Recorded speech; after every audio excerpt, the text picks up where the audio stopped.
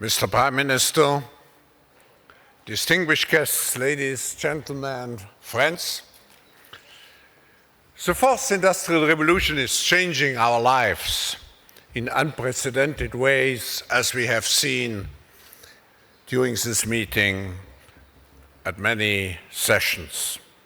And given the fundamental nature of this change, the role of government is more critical than ever to ensure the necessary economic and social reforms, regulatory reforms, for achieving greater innovation and fostering talent. In this respect, we have the great honor today to hear from a leader of one of the key countries in this effort. Over the last 50 years, Korea has achieved an economic transformation that many would have considered impossible. The efforts by the Korean government and its people have helped to lift the country out of poverty to become an economic and technological powerhouse that it is today. And many believe that Korea has yet another fundamental shift to make, further strengthen its position in the global economy and to continue innovating in this new era. Ladies and gentlemen, we have now one of the leaders of this transformation process with us, and I would like you to join me in welcoming His Excellency Hwang, Kyo-Ahn, the Prime Minister of the Republic of Korea. Mr. Prime Minister, the floor is yours.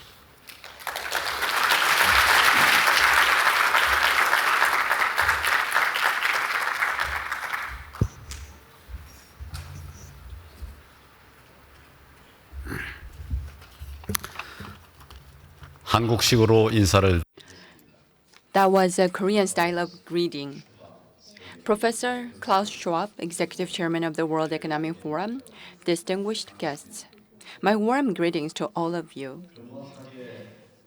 It is a great pleasure to attend the annual meeting of the New Champions 2016. And I thank the World Economic Forum and particularly the government of the People's Republic of China for organizing this special session today. The annual meeting of the New Champions, befitting its name, has been serving as the venue that brings together innovative ideas, entrepreneurship, and energy of our next-generation business leaders who are set to influence the future of our society and business. Earlier this year, the World Economic Forum ignited a debate on a new trend, the fourth industrial revolution. More in-depth and extensive discussions on the topic are taking place again at this summer forum. As demonstrated by the Go game matches between Lee Se-dol, one of the world's best Go players, and AlphaGo that grabbed the world's attention last March, science and technology such as artificial intelligence appear to have already advanced to an extraordinary level. Artificial intelligence, Internet of Things, and big data, among others, are key features that characterize the fourth industrial revolution. As such, it is of crucial importance to comprehend the magnitude of its impact on our future industries and society, and collectively identify ways to deal with opportunities and challenges that will also arise. To realize sustainable growth, Korea is also thinking long and hard to figure out how best to respond to such changing global economic environment. Today, at this session, I would like to speak on this matter, policy directions, as well as the achievements made thus far. Ladies and gentlemen,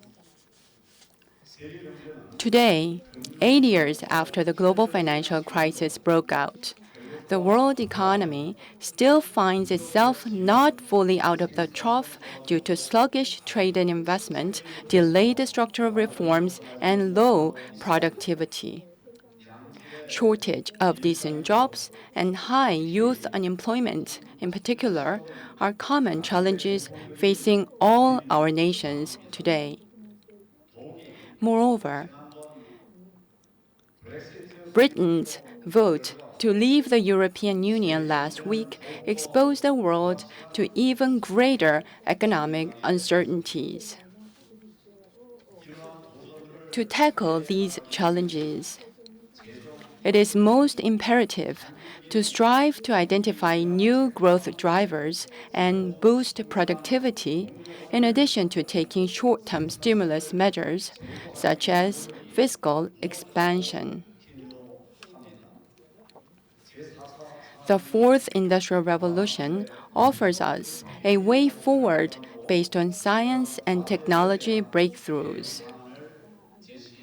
Nearly everything in the real world will be made intelligent. Virtual internet space and offline physical world will be interconnected with one another. Hyperintelligence and hyperconnectivity thus created will lay the foundation for a transition to a customized production system which will drastically enhance productivity. Recognizing the significance of such new industrial revolution, the G20, OECD, and other major international organizations are already addressing the topic as their main agenda. In this vein, the international community is asked to further bolster their collaboration to ensure a soft landing of this new revolution. Distinguished guests, Korea cannot stay unaffected by the global economic downturn. Due to its high external sector reliance, stagnation in world economy is weighing heavily on the Korean economy. The country's most rapidly aging population is also taking a toll on its potential growth rate. And this is another serious issue that confronts us. In response, the Korean government recently cut its policy rate to 1.25% as a short-term stimulus action and is also moving to develop more fundamental mid to long-term measures. With the inauguration of the Park Geun-hye government in early 2013, we acknowledged the need for fundamental transformation to prepare for shifting economic landscape at home and abroad. Ever since, we have been actively pushing forward the 3-year plan for economic innovation that focuses on a creative economy, as well as structural reforms in 4 major sectors: public, education, labor, and finance. As these policies gradually produce visible outcomes, they will go a long way towards helping Korea successfully ride the wave of the fourth industrial revolution. The creative economy has a special connection with the Davos Forum. 2.5 years ago, President Park Geun-hye delivered a speech at the forum on the theme of the creative economy and entrepreneurship, mapping out her vision for a creative economy and urging international attention and cooperation. Over the past 3 years, the Korean government has been driving institutional improvements and regulation to reinforce an ecosystem that supports a virtuous cycle of startup, growth, exit, and reinvestment. And this has led to an unprecedented venture and startup boom that we currently enjoy. Last year alone, over 30,000 new businesses have been registered, and more than 2 trillion won was invested in ventures. Furthermore, 17 centers for creative economy and innovation opened across the nation as innovation platforms that provide extensive support for startups and local SMEs. As a result, success stories continue to emerge. A wearable thermoelectric generator that produces electricity from the body heat, as well as a braille-based smartwatch for the visually challenged. Korea remains committed to pressing ahead with creative policies in the years ahead to successfully leverage the fourth industrial revolution. First, we'll work to create an enabling environment for the development of new industries. To this end, Korea is endeavoring to foster a startup ecosystem, as I mentioned earlier, and implementing bold regulatory reforms. A regulatory framework will be shifted to a negative list approach by re-examining all regulations that stand in the way of startups and entrepreneurial drive. Regulation-free zones are also being introduced to lay the groundwork for scaling up investment in new industries. Second, we plan to develop physical and human resources and optimize their allocation and utilization. With this goal in mind, we are realigning national R&D support policies while actively pursuing financial and education reforms. To prevent overlaps in science and technology research and render systematic and focused assistance based on priorities, the government will carry out forward-looking R&D policies that can promote new industries. Along this line, a national science and technology strategy meeting presided over by the president was recently set up as the nation's R&D control tower. Financial sector plays an essential part as an artery through which capital flows into industries in need. We'll update the financial regulatory framework and strengthen the sector's function in supporting the real economy by injecting vitality into our capital market. In a bid to nurture creative talent with multidisciplinary skills demanded by the fourth industrial revolution and new industries, we are also undertaking education reforms by rolling out a work-study dual system, among others. As I just spoke, Korea is determined to stand fully ready for an era of the fourth industrial revolution that features an ICT manufacturing convergence through a comprehensive set of initiatives such as talent development, regulatory reforms, tax incentives, and R&D support. Furthermore, we'll preemptively respond to the potential impact of Brexit on the global economy through creative endeavors for innovation aimed at turning the challenge of the fourth industrial revolution into opportunities. Ladies and gentlemen, the fourth industrial revolution triggers both expectations and concerns. Yet, it is a reality that is already upon us. Whether we'll be able to harness breakthrough technologies to overcome the current low growth and build better lives in the future depends on our will and our commitment. Once again, I thank the World Economic Forum for gathering multi-stakeholders, including government officials and business leaders, for an opportunity to contemplate these diverse topics. I hope our discussions today will add to the wisdom of the global community as it braces for the age of the fourth industrial revolution. Thank you.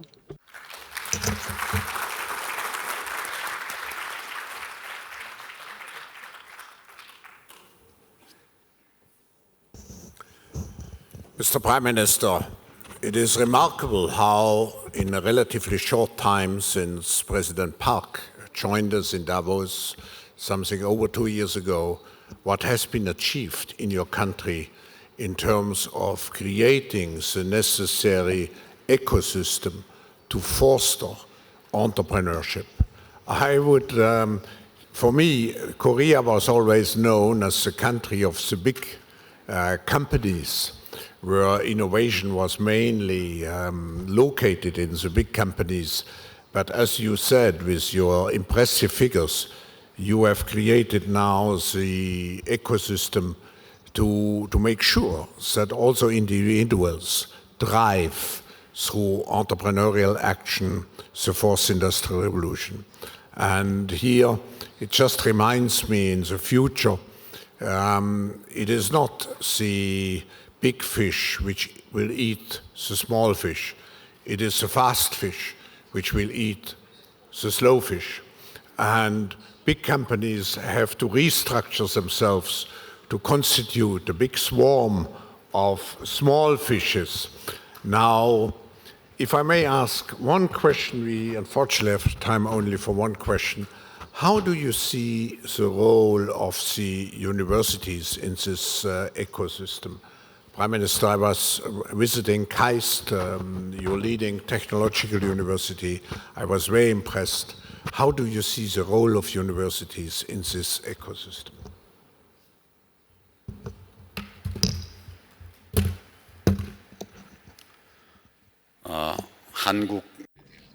Well, the universities in Korea as well, in the past, were not able to pull itself out of a very outmoded education system. But as a result of implementing educational reforms, university and colleges in Korea are now being closely linked to industries out on the field, and they're able to put their thoughts together to look at various realistic issues. And the universities themselves are trying very hard to become the educational grounds for innovation. And this is one of the key initiatives for the Korean government.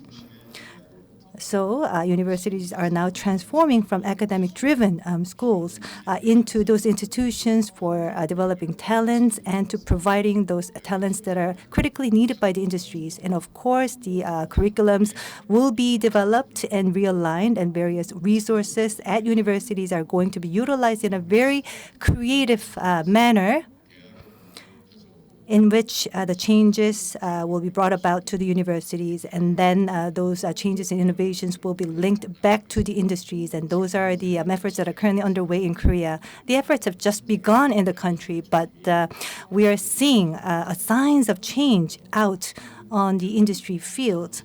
And the startup systems are currently being developed at each university in the country. And there are also efforts being made in order to educate talent that is critically needed by the industries to suit their needs. And the government is also making evaluations on how the universities are doing in terms of these initiatives. There is still work to be done, but a lot of progress is being made. And schools, especially the universities, are going to be supporting the industries and are going to be connected and are going to closely work with the industries. And this is going to set off a virtuous cycle of such industry and academia collaboration. In order to move forward, we need regulatory systems. And the old way, very heavy way, setting rules does not work in a fast-moving world anymore. So what we need is agile rule setting. And you emphasized the importance of the multi-stakeholder approach. How do you set agile legislation in Korea?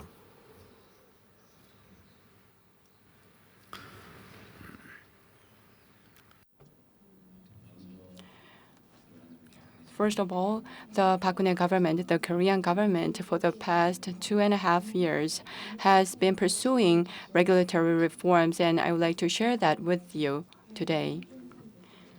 For the past 2 years or so, in the industries and the businesses were facing a number of regulations, and about 11,000 regulations were eliminated. Of course, these are the regulatory reforms that reflected the needs of the businesses. Recently, the principle was established to eliminate all of the regulations in new industry fields. As such, when it comes to new industries, we will apply the principle of regulation-free zones to get rid of all the cumbersome regulations. And at the same time, we will not start with the regulations when we promote new industries. If there's a need that arises afterwards, we will introduce such necessary regulations only. These regulations have been expanded through the approvals process of the government. The system was introduced. However, this has contributed to the expansion of regulations in the industries. And to address this problem, in the case of the regulations that did not obtain the government approvals after a certain period of time, we decided not to introduce such regulations. These regulatory reforms are underpinned by the efforts to overhaul the mindset of the government officials who are in charge of establishing such regulations. The government officials have failed to have a comprehensive approach to managing and establishing regulations in the country. As such, these days we are making a great deal of efforts to reform the mindset of the government officials who are in charge of such regulations. Thank you. Prime Minister, congratulations for this comprehensive, very convincing approach, and also congratulations to President Park, to yourself, to all those involved for really catapulting South Korea into the era of the fourth industrial revolution. Ladies and gentlemen, please join me in thanking the Prime Minister for joining us here, sharing his very important experience with us. Thank you, Prime Minister.